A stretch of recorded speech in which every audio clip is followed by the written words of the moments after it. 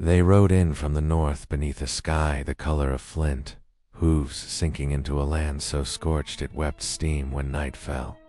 There were 7 of them.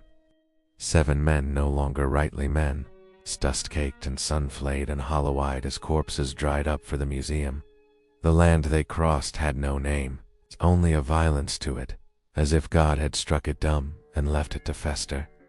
The one they followed was known only as Deacon. He wore no boots. His feet were black with road rot, bled dry long ago and hardened to something like horn.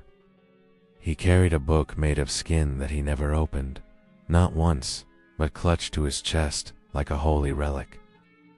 His beard ran in strings down his chest, and his eyes were pale and lidless, as if burnt in the womb. They said he could smell murder on a man, and worse, could draw it out like poison from a wound.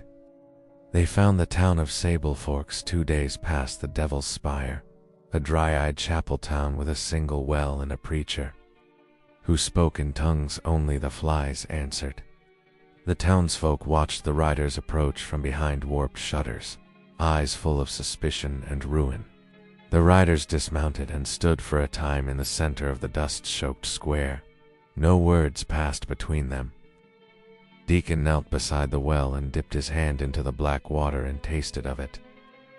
He smiled with no mirth, the skin of his cheeks cracked and bloody. "This place is unclean," he said. "Its debt is long unpaid."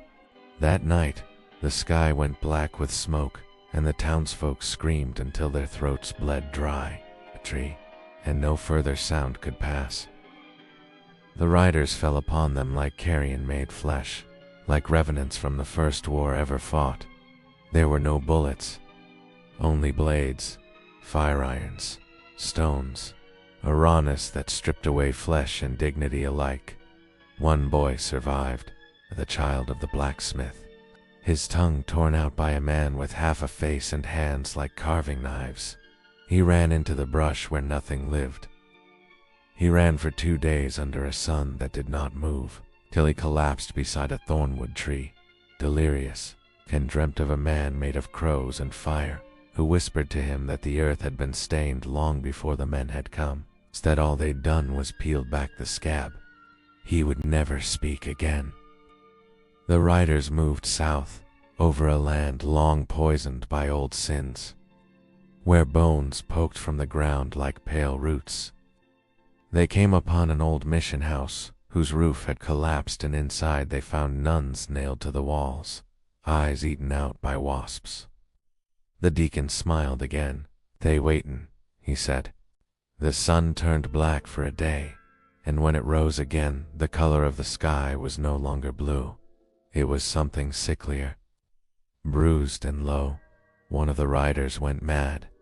He saw a child beneath a dead saguaro, and when he drew close, it opened its eyes, and there were no eyes, only mouths, whispering names and voices he knew.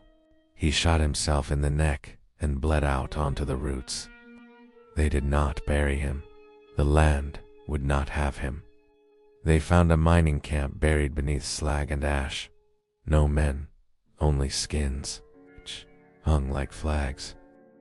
A journal, half-burned, told of a shaft dug too deep, something unearthed, a cathedral of salt and bone. Something old, something that whispered. The deacon read what little remained, and his eyes wept tears of blood. He said, "There is a throne waiting beneath the world. We are to be its feet." No one questioned him. They followed. They entered the desert beyond where the maps ended. The earth turned red as clotted blood. There were no stars in the sky, only an open wound that bled light. Men wandered who had no skin and wore robes of hair. They sang in a language that twisted the air. The riders began to change. One man plucked out his eyes and said he could see better. Another began to walk on all fours and would only eat living things, worms and dogs, and a baby goat torn from its dam. They came to a canyon where the wind sounded like voices buried beneath the dirt. There they made camp.